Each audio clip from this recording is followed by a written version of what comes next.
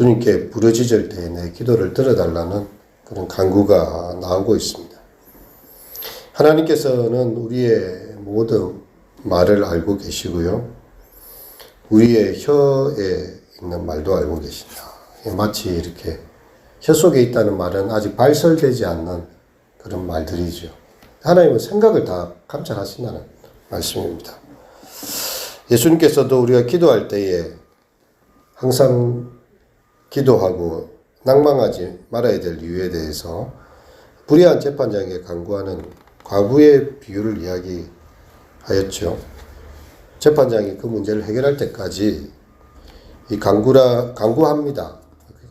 그가 나를 괴롭게 함으로 내가 그 소리를 들을 수밖에 없다 이렇게 이야기하죠. 이 간구라는 단어는 복수인데요. 계속해서 간청하고 기도했다는 것을 보여주고 있습니다. 하나님이 불의한 재판관이라는 말이 아닙니다. 불의한 재판관도 하도 와서 귀찮게 할 사람은 들어준다는 거예요. 하물며 하늘에 계신 너희 아버지께서 밤낮 부르짖는 택하신 자들의 원한을 속히 풀어주지 않겠느냐. 또 배우라는 것입니다. 항상 기도하고 낭망하지 말고 너희 천부께서는 불의한 재판관이 아니시기 때문에 기도하는 자들의 소리를 반드시 듣고 계신다는 그런 말씀이 되는 것입니다. 하나님께 올바르게 판단하실 것을 구하며 그의 기도를 이렇게 3절과 5절에 펼치고 있는데요. 악인과 악을 행하는 자들과 함께 나를 끌어내지 말라는 것입니다. 그들이 하는 일, 그들의 행위를 악한 대로 갚으시고 다 갚아달라는 것이고요. 그 악인들은 여호와께서 행하신 일과 손으로 지으신 것을 생각지 아니하는 그런 자들인 것입니다. 이 다윗의 이 시편은 다윗의 그 마음의 표현을 보고 있는데요. 다윗의 두려움은 무엇이었는가 하면 그가 악한 자들 중에 하나로 쓸려 버려질 수도 있다는 생각이었습니다.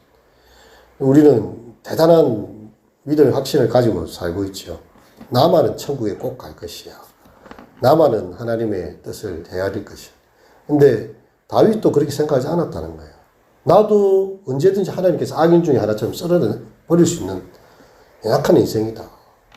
바울사도조차도 하늘의 3,000층을 경험하고 수많은 사람에게 내가 복음을 전파한 이후에 도리어 내가 버림이 될까 두려워한다 했어요.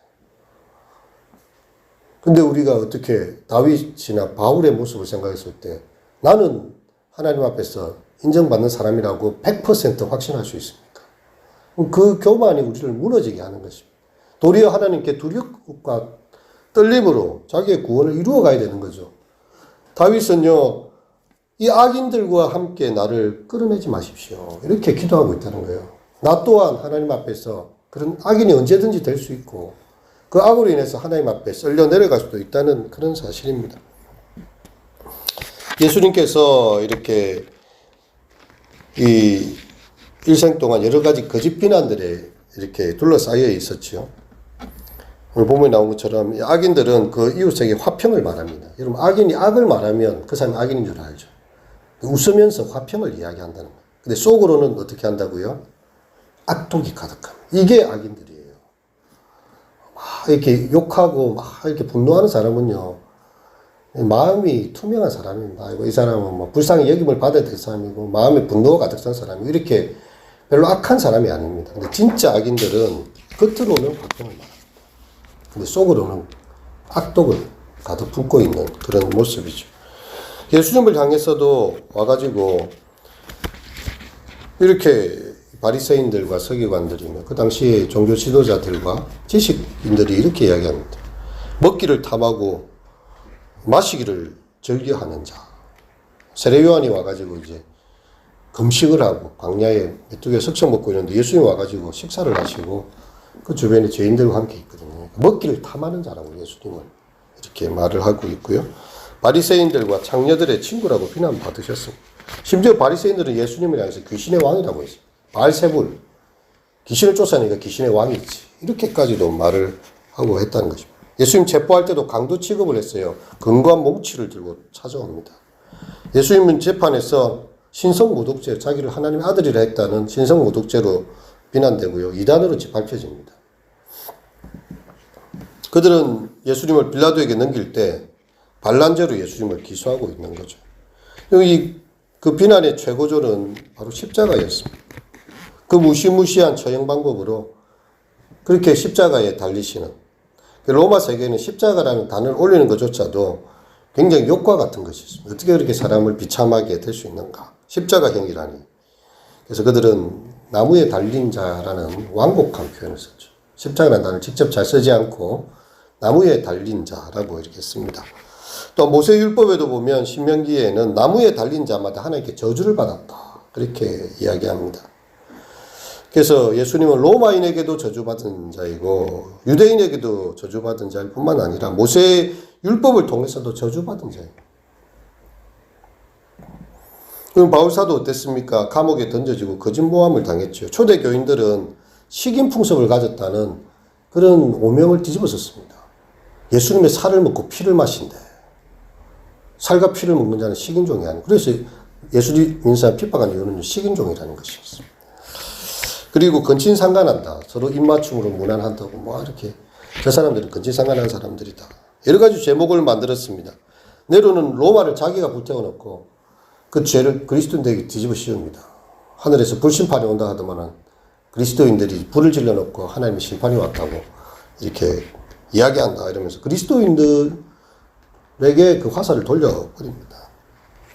여러분, 이것이 참 예수 믿는 사람들, 신앙을 가졌던 사람들이 받았던 오해였어요. 그들은 그리스도의 복음의 본질을 알지 못했기 때문에 자기들이 아는 온갖 선입관들로 다 뒤집어 씌웁니다. 오늘날도 낙태를 반대한다 이러면 비난의 이유가 되죠. 여성의 몸은 여성 자신의 것인데 왜 다른 것으로 그 사람을 얽매이려고 하느냐. 우리 지금 헌법재판소에서 낙태는 죄가 아니다라고 하잖아요. 근데 우리는 하나님 주신 생명을 그렇게 할 수 있느냐. 그렇게 하면 시대에 뒤떨어진 아주 고리타분한 사람이라고 이야기합니다. 성경을 하나님 말씀 믿는다고 이야기하면요. 그런 근본주의자가 돼요. 그런 무식한 사람들이에요. 성경 하나님 말씀인데 하나님 말씀이라고 이야기를 하면요. 사람들은 비웃음을 친다는 거죠. 그 옛날 고대 서적이 뭐 사람들이 지혜를 모아놓은 책이지 하나님의 말씀은 무슨 말씀이냐 이렇게 이야기합니다. 우리가 성경대로 믿고 성경대로 살려고 하면요. 세상은 우리를 향해서 아주 이렇게 고리타분하고 시대에 뒤떨어진 사람들, 아주 옹졸한 사람들이라고 비난을 한다는 거죠. 사절에 보면 이렇게 이야기합니다. 그들이 하는 일과 그들의 행위가 악한 대로 갚으시며 그들의 손이 지은 대로 그들에게 갚아 그 마땅히 받을 것으로 그들에게 갚으소서. 하나님 앞에 호소하고 있는 거예요. 다윗도 그런 자신의 연약함을 알고 있었고 정말 이 모든 일을 올바르게 판단하실 분은 오직 하나님 한 분밖에 없다는 것을 알고 있었어요. 그래서 하나님께서 그 하는 일과 행위대로 갚으시고 그 손이 지은 대로 마땅히 받을 것을 그들에게 갚아주시옵소서라고 기도하고 있는 것입니다. 하나님께서 각 사람이 행한 일을 따라 판단하시는 날이 오지요. 마태복음 16장에 보면 인자가 아버지의 영광으로 그 천사들과 함께 오리니 마지막 심판의 날에 그때에 각 사람이 행한 대로 갚으리라. 우리가 행했던 모든 일들을 자기 스스로가 직고하게 되어 있어요. 자기 살아왔던 삶을 다 직고하고 하나님께서는 그 행한 대로 다 갚아주십니다. 하나님께서 갚으신다는 거죠. 로마서 2장에 보면 하나님께서 각 사람에게 그 행한 대로 부응하시되 참고 선을 행하며 영광과 존귀와 썩지 아니함을 구하는 자에게는 영생으로 하시고 오직 당을 지어 진리를 따르지 아니하고 불의를 따르는 자에게는 진노와 분노로 하시리라. 하나님께서 그 행한 대로 다 갚으십니다. 정말 참고 선을 행하는 자인지 진리를 따르지 않고 불의를 따르는 자인지 하나님께서 판단하시는 것입니다. 그래서 디모데후서 2장에 보면 하나님의 터는 견고한 터는 섰으니 인침이 있어 일렀으되 주께서 자기 백성을 하신다 하며 또 주의 이름을 부리는 자마다 불에서 떠날지어다 하였느니라. 여러분, 우리가 정말 믿음을 가진 자라면요. 그 행위를 보면 알아요. 예수님께서도 말씀하셨잖아요. 열매로 알리라. 입의 말을 가지고는 모릅니다. 우리 정치인들이 다 좋은 말 하잖아요. 대통령 되겠다고, 국회의원 되겠다고 다 좋은 말 하는데 공약을 얼마 정도 이행했는지 나중에 딱 보면 야, 이 사람은 정말 책임지지 않는 그냥 진짜 대통령이 되기 위해서, 국회의원이 되기 위해서, 시장이 되기 위해서 온갖 좋은 말들을 끌어쓴 사람인지 아니면 자기가 했던 사소한 말이라도 지키려고 노력한 사람인지는 나중에 결과로 판단이 난다는 것이죠. 예수 믿는 사람도 마찬가지입니다. 정말 주의 이름을 부르는 자는 불의에서 떠나게 돼 있어요. 마약업을 하면서 자기 예수 잘 믿는데, 자기는 뭐 이렇게 전쟁을 하면서 자기는 예수 잘 믿는데, 사람을 죽이면서 자기 예수 잘 믿는데, 살인하지 말라고 했죠, 성경에 보면. 그죠? 사람들에게 악한 것을 주고 이렇게 해서는 안 되잖아요. 불의에서 떠나고 다른 사람을 이렇게 착취하거나 잘못을 했다면 이제 그 일을 벗어나야 된다는 것이죠. 예전에 이 교회에 전도사님 한 분이 계신데, 예전에 이 사채업을 하는 분이었어요. 예수 믿고 나니까 사채업을 못 하겠더래요. 다른 사람의 그 힘든 돈을 받아가지고 돈을 많이 얹어가지고 받는 일을, 내 예수를 믿었는데 아직도 그 일을 해야 되는가. 양심에 가책이 느껴져서 다른 일도 좋은 일이 많은데 꼭 이런 사채업을 내가 해야 되겠네. 하나님의 말씀으로 보니까 그게 괴로운 거죠. 그전에는 그게 자기의 생계수단이었습니다.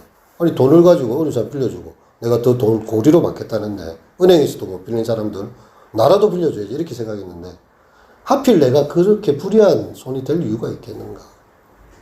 그래서 그것에 대해서 부담을 느끼고요, 하지 않게 됐다는 그런 이야기를 들은 적이 있습니다. 우리가 하나님을 믿고 예수를 믿는 사람이라면 불의에서 떠나고 성령을 쫓아 행하고 육체의 욕심을 따르지 않고 하나님이 기뻐하시는 일을 살아가는 게 당연합니다. 그것은 그 열매가 그 사람이 진짜 그리스도인인지 아닌지를 알게 하는 것이죠. 5절에 보면 이렇게 말씀합니다. 그들은 여호와께서 행하신 일과 손으로 지으신 것을 생각지 아니하므로 여호와께서 그들을 파괴하고 건설하지 아니하시리로다. 여러분, 이 여기에 나오는 사악한 자는 이방 사람들이 아닙니다. 다윗이 말하는 이 사람들은 이스라엘 사람들이에요. 하나님의 창조를 들었던 사람들이고 출애굽을 통해서 하나님께서 자신의 영광을 드러내었음을 들어온 사람들입니다. 근데 이 사악한 자들은 그 하나님을 믿지 않는 사람들, 합당한 영광도 돌리지 않습니다. 오늘날도 마찬가지죠. 교회 안에 이 악한 자들이 있습니다. 불신자들이 있습니다. 말씀을 가지고 있어요. 하지만 하나님께서 하신 일을 찬송하지도 않고요, 그렇게 살아간다는 거죠. 근데 하나님께서 이 사람의 믿음 없음을 판단하는 거예요. 차라리 교회 밖에 있으면 나아요. 교회 밖에 있으면 전도라도 하잖아요. 예수님 안 믿으니까. 예수 믿고 천국 가서 하는데, 교회 안에 불신자들은요, 그 사람한테 전도하지 않습니다. 왜냐하면 교회 안에서 직분을 다 가지고 있거든요. 헌금도 열심히 내요. 근데 하나님을 믿은 적이 없어요. 하나님 만난 적도 없어요. 그냥 종교적인 습관이, 마치 바리새인들이나 사두개인들이 성경을 다 외우잖아요. 성경도 열심히 사는데 예수님께서는 너도 지옥 천국문에 들어가지 않고 다른 사람도 천국문을 못 들어가게 너희들 막고 있는 자들. 말만 하고 손가락 하나도 움직여서 일하지 않는 사람들. 말은 천상뉴스고요. 근데 자기는 하나도 일을 하지 않아요. 천국에 들어가는 사람들도 다 막았고 자기도 천국에 들어가지 않아요. 이게 바로 하나님을 믿는다는 사람들이었습니다. 그 당시에 종교 지도자들이 그랬다는 거죠. 그래서 회칠한 무덤 같은 이 독사의 자식들, 이렇게 하면서 예수님께서 얼마나 이 바리새인들을 질타하셨는지 모릅니다. 그들의 말하는 것은 들어라. 왜냐하면 그 말이 틀리진 않았다. 하지만 그 행위는 본받지 말아라. 과부의 가산을 삭힙니다. 서기관들이나 이런 사람들이요, 사두개인들이 보면 이 법적인 잠을 내주고 그러면서도 거룩한 기도를 해요. 가난한 사람을 덩쳐먹으면서 자기는 거룩한 기도를 해요. 예수님께서 얼마나 그들에 대해서 이렇게 질타하셨는지 모릅니다.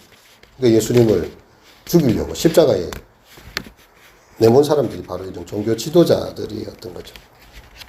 6절과 7절에는 뭐라고 찬송하고 있습니까? 함께 읽겠습니다. 여호와를 찬송하며 내 간구하는 소리를 들으심이로다. 여호와는 나의 힘과 나의 방패이시니 내 마음이 그를 의지하여 도움을 얻었도다. 그러므로 내 마음이 크게 기뻐하며 놓은 노래로 그를 찬송하리로다. 아멘. 다윗은 정말 간구의 기도를 계속 드리고 있습니다. 하나님을 향하여서 아직까지 나를 완전 구출해냈다는 표현은 나오지 않고 있습니다.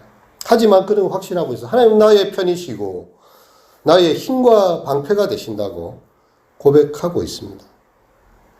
우리가 하나님을 진정 믿고 있다면요, 우리 제일 9절 마지막에 나온 것처럼 그들의 목자가 되시어서 영원토록 그들을 인도하소서라고 이야기해요. 지금 당장에 우리의 삶이 그 고난의 환경에서 구출되지 않는다 할지라도, 그리고 목자는 계속 양을 이끌어가지요. 그리고 푸른 초장 맑은 물가로 이끌어갑니다. 그 과정에 있습니다. 그 과정에는 사망의 엄침한 골짜기도 있죠. 하지만 목자가 인도해 가는 과정에 함께 있는 길입니다. 우리가 그 하나님 앞에서 그분을 신뢰하고 기도하기를 쉬지 말고요.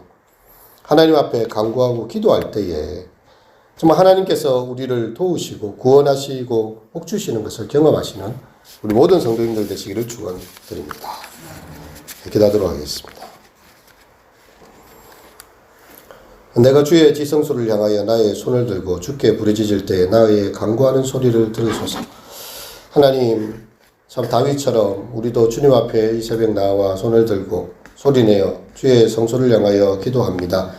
주님, 우리를 악인과 같이 취급하지 마시고 참 우리를 끌어내셔서 주님의 구원의 은총의 자리로 붙잡아 주시옵소서. 우리가 여호와 이름을 찬송하며 나의 힘과 방패가 되신 하나님, 우리의 목자 되신 주님께 나아오는 온전한 이 새벽이 되게 하시고, 불의와 악이 판치는 이 세상 한가운데서도 공의로운 판단과 모든 일을 선하게 이루실 하나님의 주권을 생각하며 이 새벽 기도할 때에 주의 응답하여 주시옵소서. 예수님의 이름으로 기도드립니다.